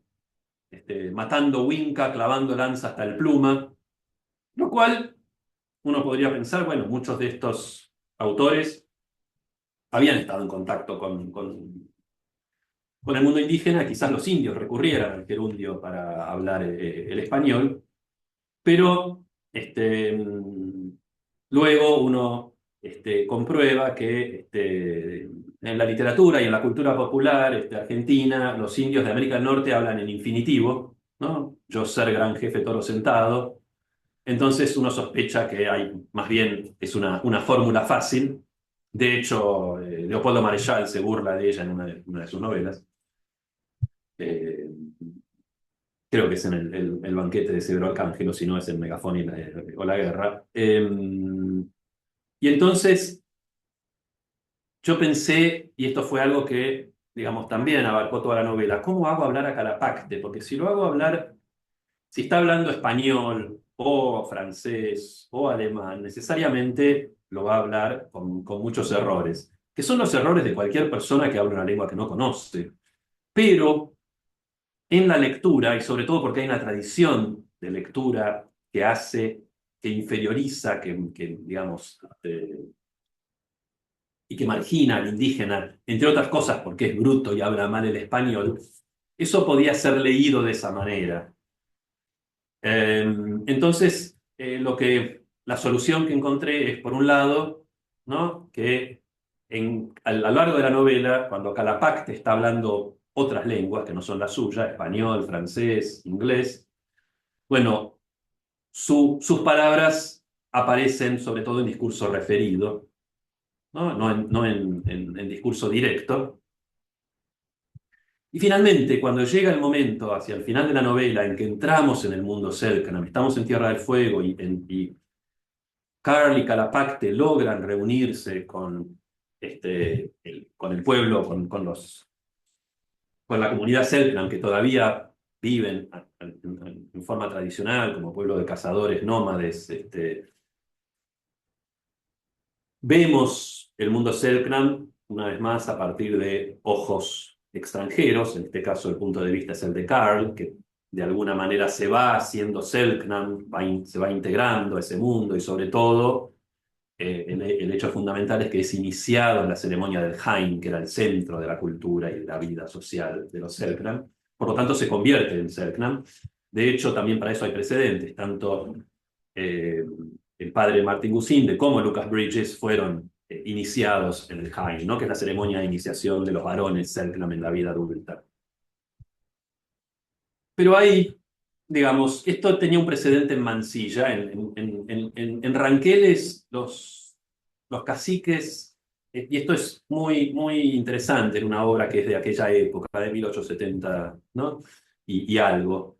Mansilla no hace que sus indígenas, sobre todo los representantes, digamos, los caciques, o los que tienen nombre y apellido, que no son una masa anónima como sin nombre, como sucede en el Martín Fierro, hablan perfecto castellano, ¿no? A veces están hablando español y lo manejan bien, o están hablando en su lengua, que se traduce como español correcto. Yo de alguna manera encontré, dije, bueno, por acá es la solución. Y resultó muy simple. Cuando Carl entra en el mundo Selknam, están hablando en Selknam, el que habla en gerundio es Carl, porque simplemente es un extranjero hablando una lengua que no conoce bien. Y los Selknam hablan en perfecto castellano porque están hablando en Selknam. Em, Una cosita más, ya termino con esto. En el final de la novela quería al mismo tiempo presentar la persistencia, la supervivencia del mundo Selknam y todo lo que se perdió. Yo había, de la voz Selknam, más precisamente de la voz de Lola Kiepsha, ha quedado una grabación que son los cantos. Lola era chamana. Eh, yo, de hecho, sobre todo cuando escribía este capítulo titulado Hain, que es el capítulo donde entramos en el mundo Selknam, casi como un mantra ponía los cantos de Lola, ¿no? Y los escuchaba mientras escribía. Cantos grabados por Anne Chapman. Y ahí, de alguna manera, me surgió, digamos, tuve esta especie de breve epifanía que el silencio de la lengua Selknam se encontraba con uno de los silencios de la literatura, que es la música, ¿no? La literatura, a diferencia del cine, digamos, que puede presentar directamente la danza y la música y el canto, la literatura debe referirlos, y entonces en el momento en que Rosa deja una canción para Mary, esta antropóloga que vuelve cada tanto a Tierra del Fuego para verla, le deja una canción y cuando estamos por escuchar esa canción, como la novela no puede cantar, ¿no? Termina en ese silencio, pero en el cual, digamos, sabemos que en ese silencio está la voz de los Selknam y está esa música. Y hasta acá llega por lo menos esta parte de nuestra charla. Ahora, con gusto, los y las escucho si tienen algún comentario o pregunta y podemos iniciar un diálogo sobre estas cuestiones. Muchas gracias. Muchísimas gracias a vos, Carlos. Muchas, muchas, muchas gracias. Bueno, siempre es este el momento feo de las charlas online que no se escucha el aplauso, se ven algunas manos o símbolos, pero bueno, no se escucha el aplauso. Realmente, miles de gracias por esa charla súper interesante, tan importante con respecto a, digamos, el trasfondo o el laboratorio de escritura que te llevó a la jaula de de los zonas, tantos, tantos aspectos, bueno, que por supuesto pienso hicieron, hicieron reflexionar y también, bueno, dudar o, bueno, vos mismo invitaste a que se puedan discutir algunos aspectos, como por ejemplo el derecho a tratar de dar voz a lo que ya no está. Y bueno, ahora terminaste la charla con este silencio que dejaste al final de tu novela, también como respeto justamente a esta pregunta tan difícil, para la cual también citaste a Lanzmann y este, su obra Shoah, que también es tan, tan, tan impactante, importante y fuerte. Bueno, entonces invitamos, por supuesto, como siempre, a todos los participantes a que formulen sus preguntas o respuestas o comentarios a lo presentado por Carlos. Y otra vez, muchas gracias. Acá. Ujú. Mm, Como no veo a todos, no sé cómo vamos a, por favor, por ahí puedan poner directamente hablar en voz alta, porque no puedo, hay tantos participantes que no puedo ver a todos. Acá Mariela Blanco levantó la mano. Por favor, adelante, Mariela. Bueno, gracias. Buenas tardes a todos, todas. Primero, gracias a Carlos por esta presentación y por hacernos pensar tantas cosas. La verdad, un poco nos deja también en un silencio pensativo, que es lo que pasa también con tu novela. Y yo precisamente, aparte de agradecerte, por ahí sí, pedirte retomar algunas cosas, ¿no? Porque hace tiempo que vengo pensando, sobre todo desde que Claudia trabaja y el grupo de Claudia tan intensamente estos temas y en la responsabilidad por ahí que tenemos los que armamos los programas de literatura argentina y pensar cuánto, bueno, cuánto ha dejado, como vos mismo mencionaste, cómo ha quedado siempre fuera de la literatura nacional el indio, ¿no? La representación de los pueblos originarios y la voz de los pueblos originarios.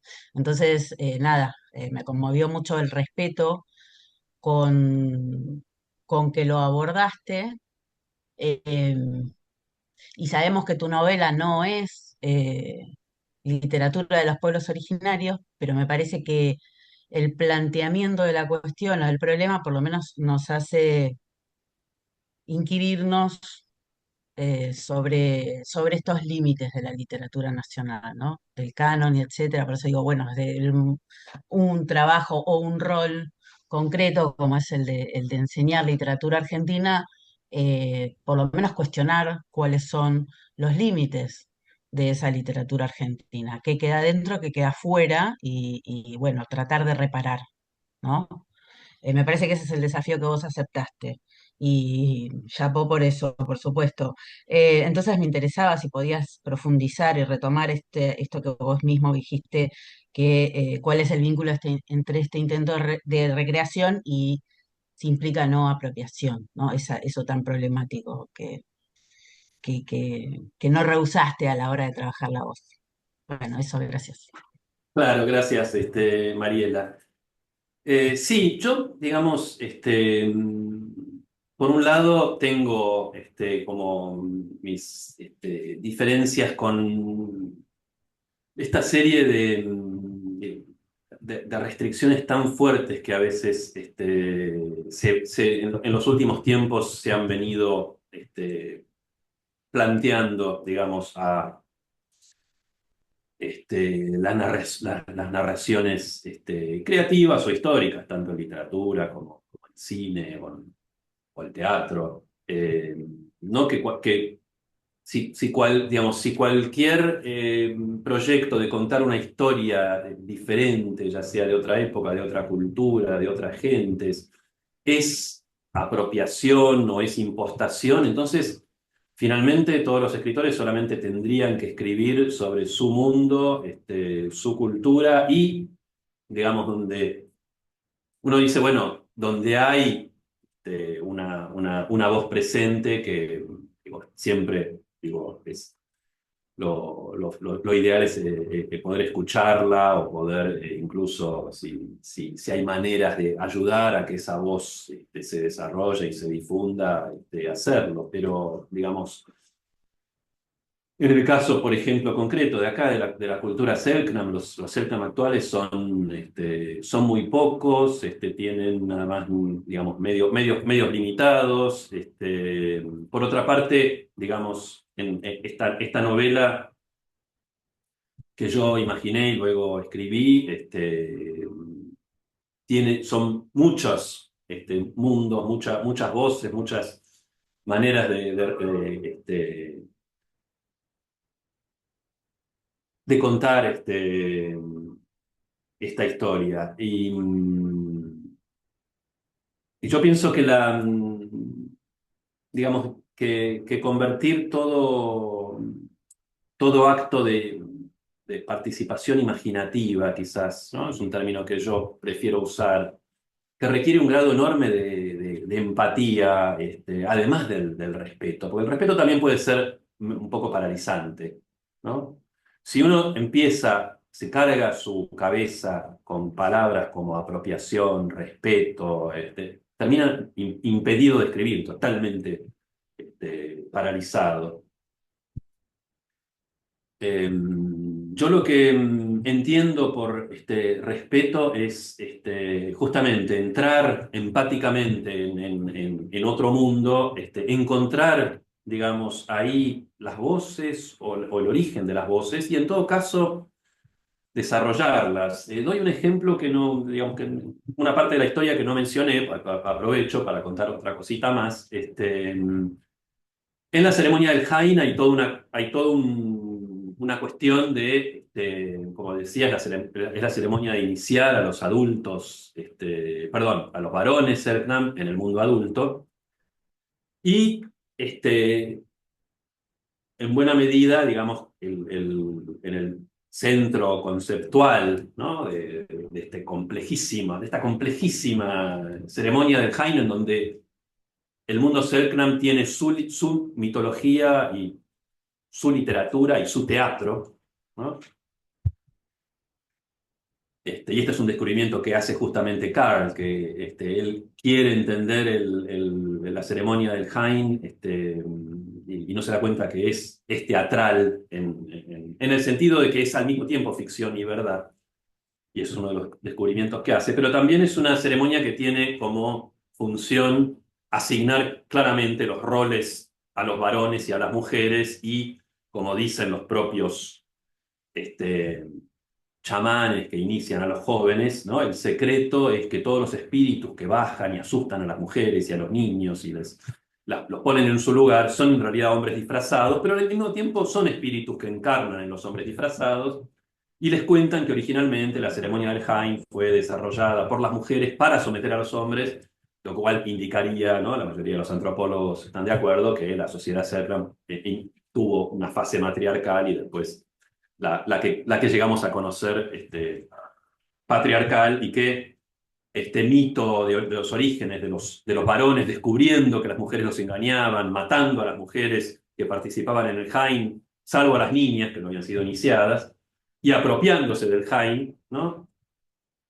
Bueno, Carl, que viene de convivir con Vera, que además de ser anarquista era feminista y que tiene todas estas ideas, ¿no? Del feminismo que claramente surgió, sobre todo vinculado al movimiento anarquista, ya de fines del siglo XVIII, está horrorizado. Dice, ¿cómo yo tenía esta sociedad de los Selknam, una sociedad sin poder, sin clases sociales, sin explotación, y ahora resulta que los hombres explotan y someten a las mujeres, y está decepcionado y se quiere ir? Bueno, y termina, digamos, dramáticamente la situación girando alrededor de que supuestamente Carl le habría revelado el secreto que a él le fue revelado en la ceremonia de iniciación a las mujeres, que era el peor crimen que un varón Selknam podía cometer, que inmediatamente merecía la muerte de él y de las mujeres al que se lo hubiera comunicado. Y resulta toda una situación bastante graciosa, ridícula por momentos, ¿no? De los Selknam discutiendo si lo van a matar a Carl o no, y Calapacte diciendo, ¿para qué te traje, maldito anarquista, ¿no? Y ahora revelaste el secreto y nos tenemos que ir de nuevo. Y Sigiol tiene que matar a su mujer porque le contaste el secreto y es la única mujer que tiene. Y uno podría, digo, pensar, bueno, todo esto es un poco irrespetuoso digamos, estoy yendo demasiado lejos, pero, digamos, simplemente tomé un episodio de el libro de Martin Gusinde, donde él mismo es iniciado en la ceremonia, él mismo es acusado de revelar el secreto a las mujeres, ¿no? Y tiene que pasar por toda una serie de vicisitudes hasta finalmente convencer a los Selknam de que no fue él y no fue tan grave, ¿no? Porque por otra parte hay toda una historia que cuenta Anne Chapman, que las mujeres mantuvieron una especie de Hain en secreto, y eso no lo sabían los varones, y las mujeres hacían de cuenta que no sabían el secreto del Hain, pero en realidad lo sabían. Así que bueno, todo eso de alguna manera es una respuesta más práctica que teórica a tu pregunta, Mariela. Es la zona donde yo me sentí al mismo tiempo cómodo y fuerte como escritor. Es decir, me meto en el mundo Selknam, escribo ficción, pero estoy trabajando con su imaginación, con sus leyes, por lo menos con sus leyes digamos, de crear de la realidad, no con las reglas de conducta. Es un poco lo que hice en todas mis novelas, es tomar una determinada lógica, una determinada manera de entender y de actuar, y luego darle vía libre, pero siempre dentro, ¿no? de esas reglas. Y una respuesta, otra manera de responder, porque también me lo planteé yo y me lo plantearon en mi primera novela, que trabajo mucho sobre la experiencia de los excombatientes de Malvinas, ¿no?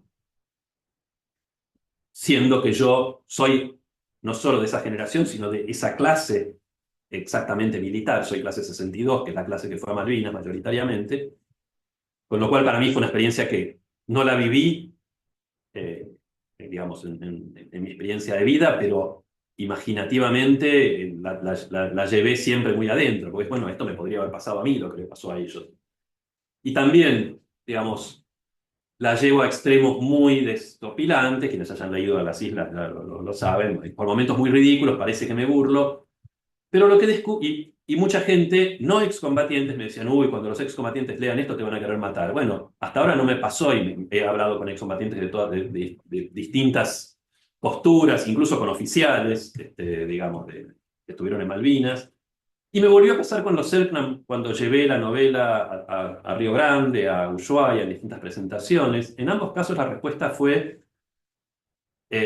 como de una hermandad.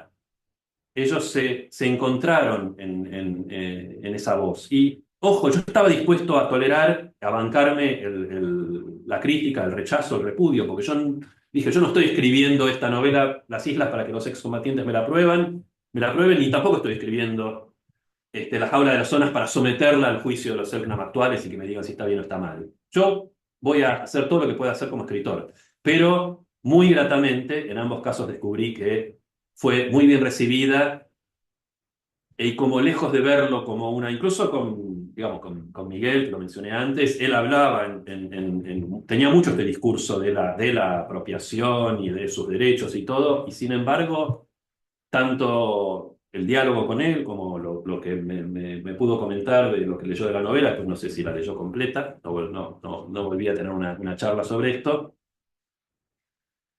pero fue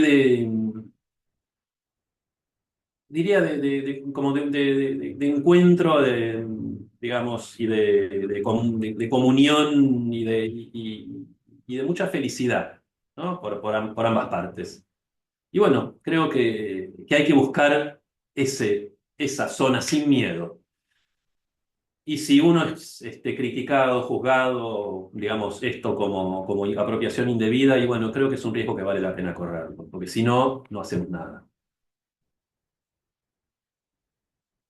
Yo tengo una pregunta. ¿Sí? Adelante. Hola, muchas gracias por tu exposición, Carlos. Me pregunta respecto del nombre del libro, porque según entiendo, Ona es la forma en cómo los yámanas llamaban a los Sí, Selknam, que es significa correcto. hombres del norte. Entonces, ¿por qué se llama la jaula de los Onas y no la jaula de los Selknam? Sí, me han hecho esta pregunta. Si no me falla la memoria, no sé si Claudia me hiciste esa pregunta. Y la respuesta, ya, como la tengo preparada, es simple. Adentro de la jaula son onas. Cuando salen de la jaula, cuando vuelven a su mundo, son Selknam, ¿no? En la jaula están totalmente capturados ideológica, conceptual y físicamente por la cultura blanca que adoptó el nombre de onas para ellos, ¿no? Los yámanas los llamaban onas y ese fue el nombre que tomaron los blancos. De hecho, hoy en día en Argentina, si vos decís Selknam, hay mucha gente que no sabe de qué estás hablando. Si decís onas, sí, ¿no? Pero bueno, si querés una respuesta simple, el ona es un Selknam capturado por un sistema político, policial, militar, económico y también cultural e intelectual y científico.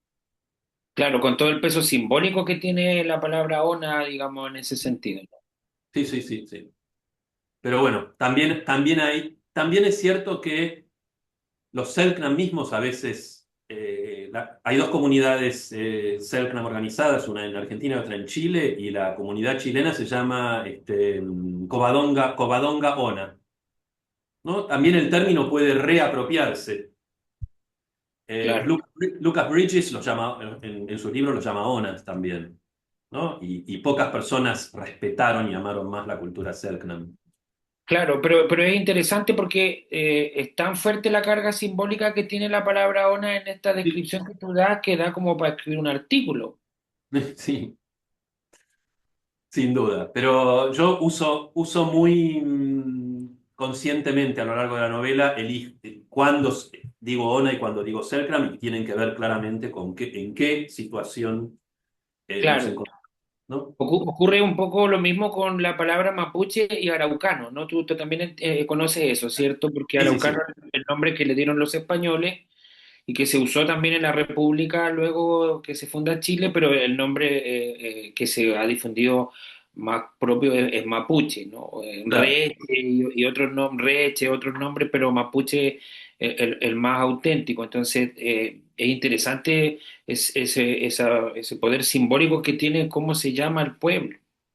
Sí, sí, al mismo tiempo, ya que das ese ejemplo, un poema tan extraño, impredecible como La Araucana de Ercilla, ¿no? Que un español esté escribiendo una epopeya al modo de la Ilíada, en la cual ambos contendientes tienen el mismo grado de individuación y de, digamos, identidad literaria, que se llama La Araucana, también, digamos, hace que esta división en un principio binaria y tajante se la desestabiliza un poco, ¿no? Me parece que de alguna manera yo intenté a lo largo de la novela también recoger la historia de esta doble nominación y sus vaivenes y sus vicisitudes. Y no siempre ona es la palabra del colonizador y la palabra despectiva este, frente a la palabra, digamos, correcta o adecuada que es Selknam. Claro, claro, ocurre lo mismo con el pueblo mapuche, porque muchos estudios se llamaron estudios mapuche o cartas araucanas, ¿te fijas? Entonces no todo tiene una connotación, pero claro, da como para hacerse el cuestionamiento. Muchas Sí, sí. gracias. No, por favor, a vos.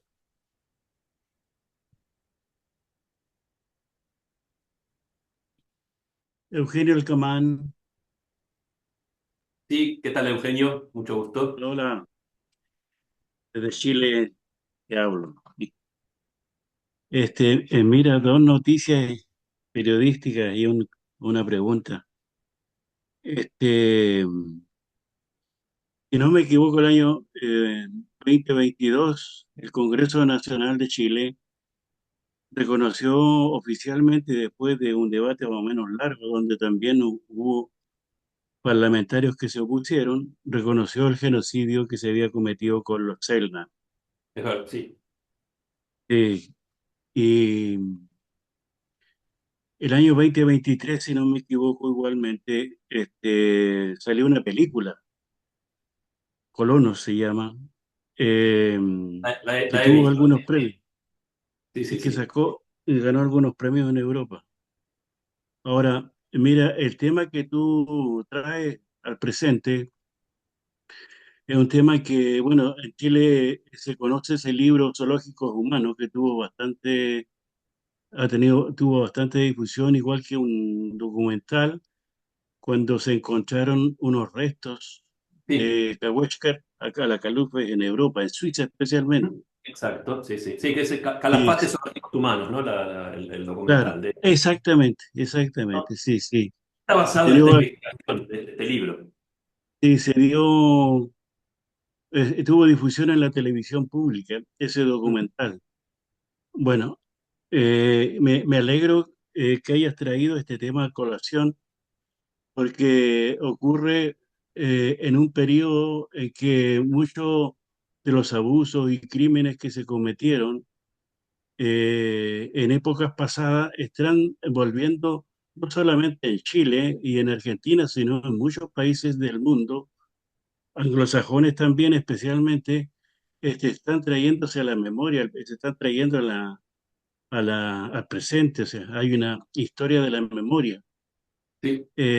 ¿Cierto? Entonces, ahora mira, en la segunda mitad del siglo XIX, 1850 hasta 1930, las primeras décadas del siglo pasado, son décadas que en el mundo se cometieron muchísimos abusos, muchísimos crímenes, muchísima violencia y tienen en común, tienen en común determinadas ideologías.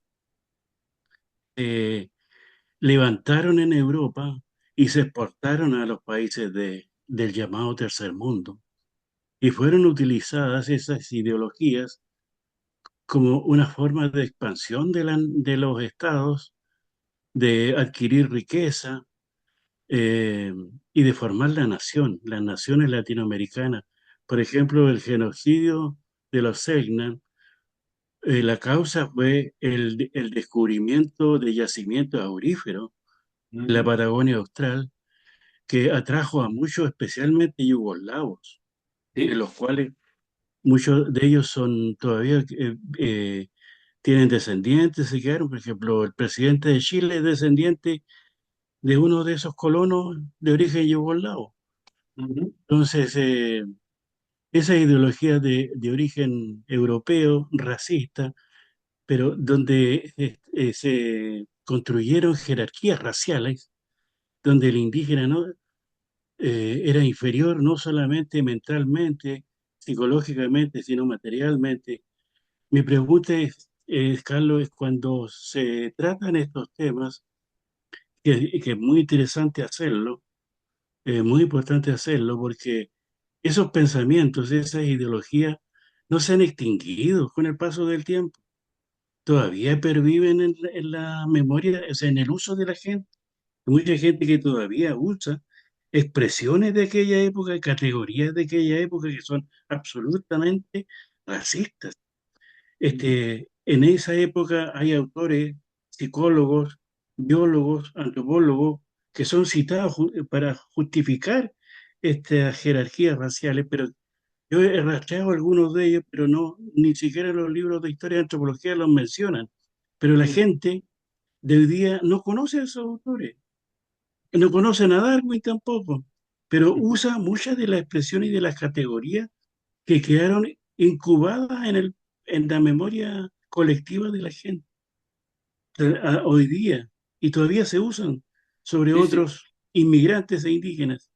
sí. Entonces mi pregunta es cómo cuando un autor de un texto ficticio, como tú dices, como es tu oficio, se, de- se desprovee de esas categorías, de esos pensamientos. Esa es mi pregunta. Cuando tratas de reconstruir de manera ficticia Ujú. esta historia o parte de esta historia, Sí. y se aleja, se separa o se saca esas categorías y esos pensamientos. Sí, gracias Eugenio, es muy interesante tu pregunta.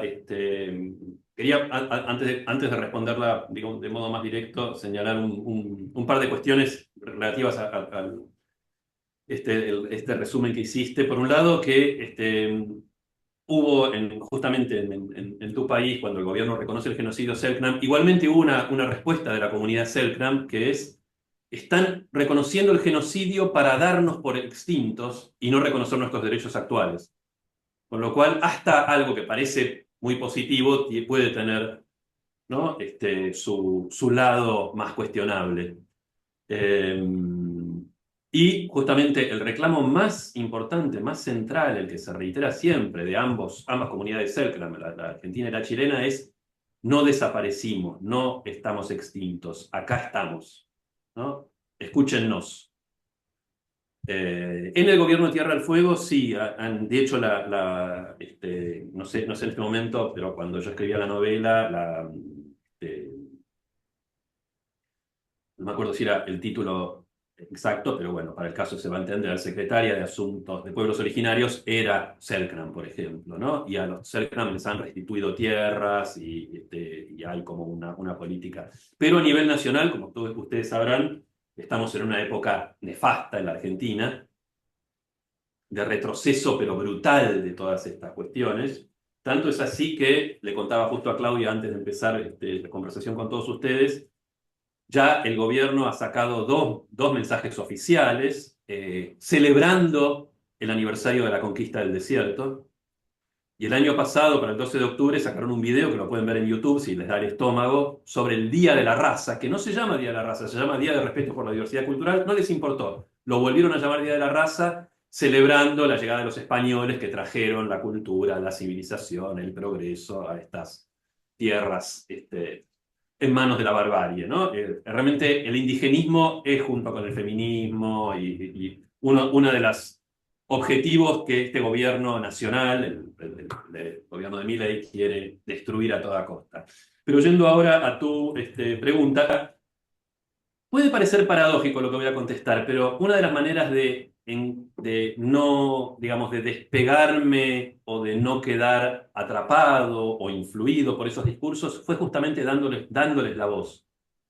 O sea, mi novela está plagada de personajes racistas que dicen todo eso, desde este niño bien argentino que va a París simplemente a hacerse de un amante y pasar por francés, y que está fascinado con que está trabajando en el pabellón argentino, que no hablé de él, es otro de los temas de la novela.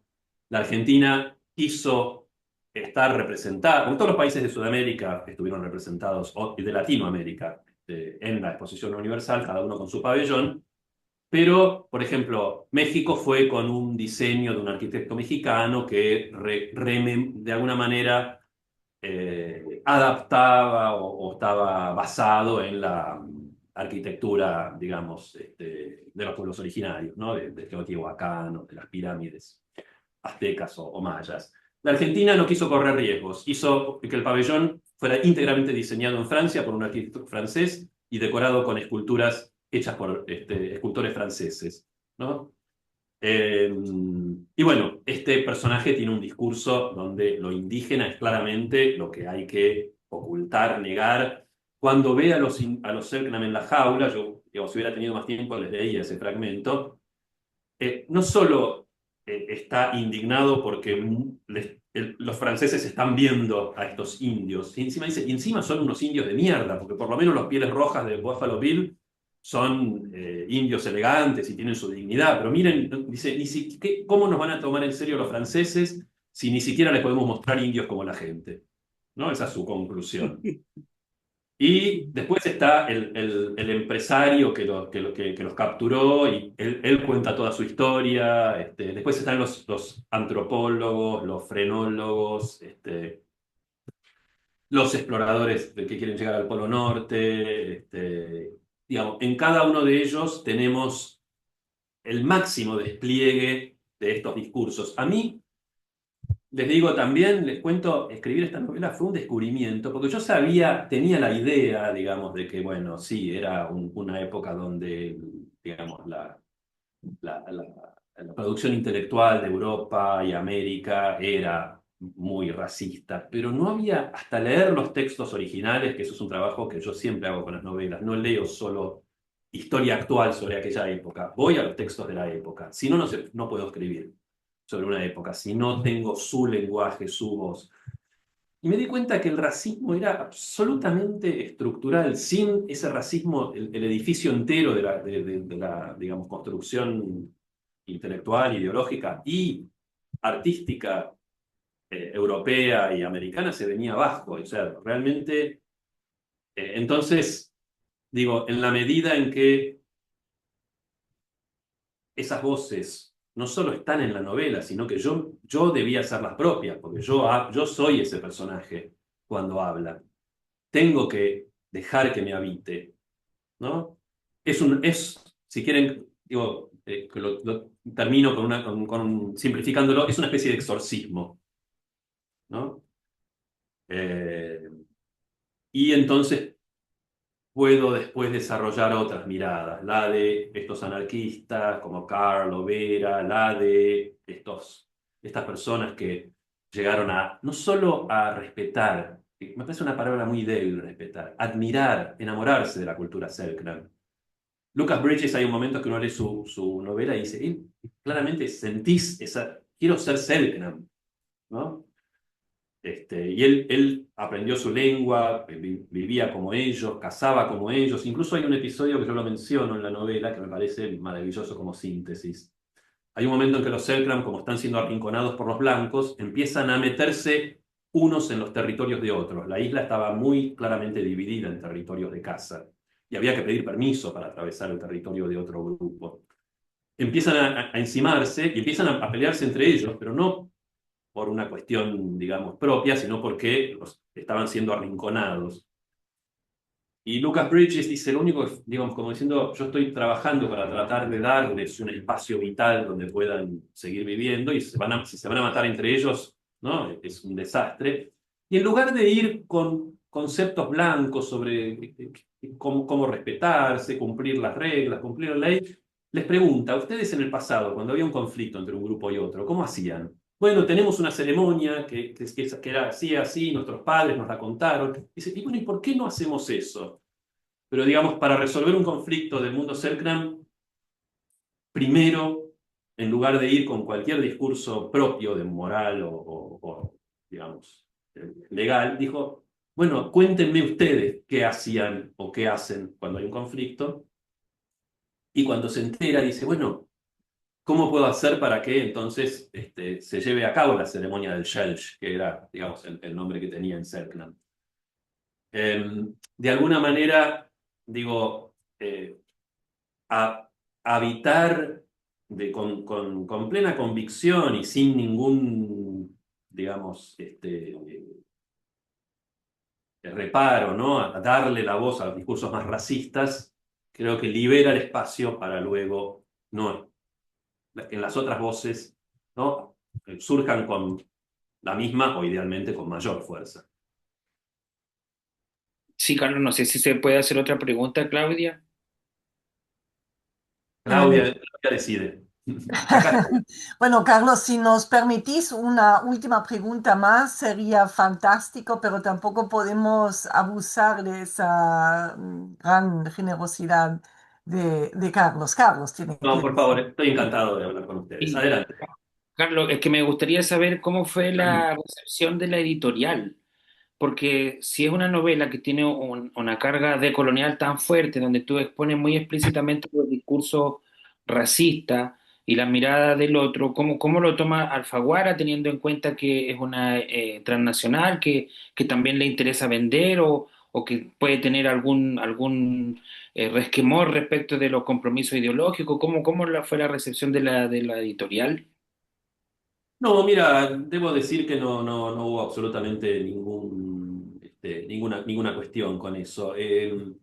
La Argentina, hablando un poco del clima general, no solo de esta editorial, digo, más allá de su, como señalaste, su carácter transnacional, hasta el momento que la novela fue publicada, digamos, por lo menos la literatura tenía plena libertad para tratar cualquier tema de cualquier manera. Recién ahora con el gobierno de Javier Milei empezaron con esto que ellos llaman la batalla cultural, empezaron a poner el foco en determinadas obras literarias e intentar cuestionarlas y siempre con estos ejes, ¿no? Si manifiestan una perspectiva de género, feminista, o LGBTQ, o indigenista, o ambientalista, ¿no? De hecho, por ejemplo, los organismos del Estado tienen prohibido usar términos como cambio climático, calentamiento global, o sea, hay una censura en este momento muy, muy marcada y creciente. Hubo un intento de censurar algunas novelas, más que nada o casualidad, todas escritas por mujeres, ¿no? Donde había algunas escenas, sobre todo digamos, de índole sexual, y que estaban como parte del programa de estudios de escuelas de la provincia de Buenos Aires, cuyo gobernador es de la oposición. Pero bueno, desde la prensa y desde los escritores lo combatimos y logramos por ahora neutralizarlo. Pero más allá de que el clima general cambió radicalmente, ¿no? La novela fue publicada antes. No, desde la editorial no hubo absolutamente ninguna cuestión. De hecho, fue no solo, digo, en general las editoriales publica cada una, en cada sede o sucursal publica en su país únicamente y no salen de su país, las editoriales grandes no son excepción, pero en Alfaguara tienen este programa que se llama Mapa de las Lenguas, que eligen ciertas novelas publicadas por Alfaguara para publicar en otros países, digamos, y esta fue seleccionada, o sea que también, además de Argentina, se publicó en Chile, se publicó en Colombia, en México, en España. Así que, digo, ahí, en ese sentido no tengo nada que decir de la editorial. Fue muy bueno y muy correcto toda nuestra relación.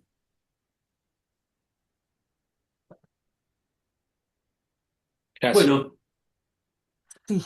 Claudia, Yo creo que ahora sí, ya estamos casi media hora sobre el tiempo estipulado.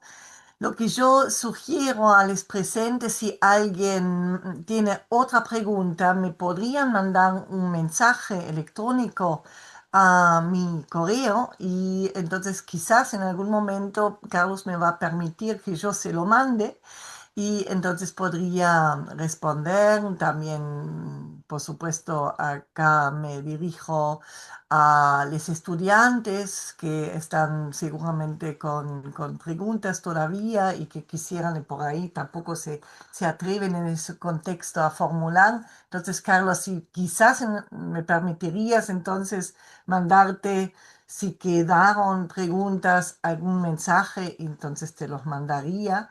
Con todo gusto, Y Claudia. Sí, muchas, ningún muchas, problema. muchas gracias, Carlos. Realmente es increíble tu generosidad, como acabo de decir.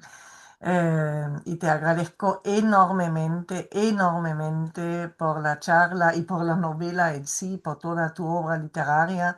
Y como vos lo habías dicho ahora en la charla con Eugenio, yo creo eso, ¿no? Que realmente es como un abanico de puestas en escena de todos esos racismos, Eugenio, a los que te estabas refiriendo en la novela de Carlos, están y están en cada capítulo desde una perspectiva diferente y otra más y es increíble, es increíble. Sí, es una Muy especie duro también. de catálogo de racismos Sí, europeos y sí. americanos Ah, de ese periodo, ¿no? es increíble, sí, ¿no? Casi Así, es una enciclopedia de exacto. De racismo, frenología. Sí, sí, sí. incluyendo la frenología fundamental Por en esta supuesto, historia, ¿no? ¿no? Y es tan dura esa novela. Bueno, tiene esas partes también humorísticas, sarcásticas quizás, pero claro, es súper dura también de leer, pero es muy iluminadora también, sobre todo para la época o para racismos. Imaginarios racistas en general. Así que a todos les que todavía no lo leyeron, no la leyeron, así que invitamos por supuesto a que enseguida se acerquen a estas páginas maravillosas y muchas que son la novela de Carlos. Carlos, miles, miles, miles de No, gracias. por favor, Claudia, gracias a vos. No, Siempre por es un favor. gusto hablar con vos y participar de estos encuentros. Y muchísimas gracias a todas y todos que han participado. Ha sido realmente un hermoso encuentro y una conversación muy interesante también. Para nosotros. Muchas gracias, Carlos. Muchas gracias. Y entonces ahora sí vamos a terminar esta sesión y bueno, y hasta la próxima, Carlos, y espero que pueda Ah, ser otra vez en presencia acá en Viena. con todo gusto. Hasta muy pronto, espero. Eso. Gracias. Chao, gracias. Muchas gracias. Chao.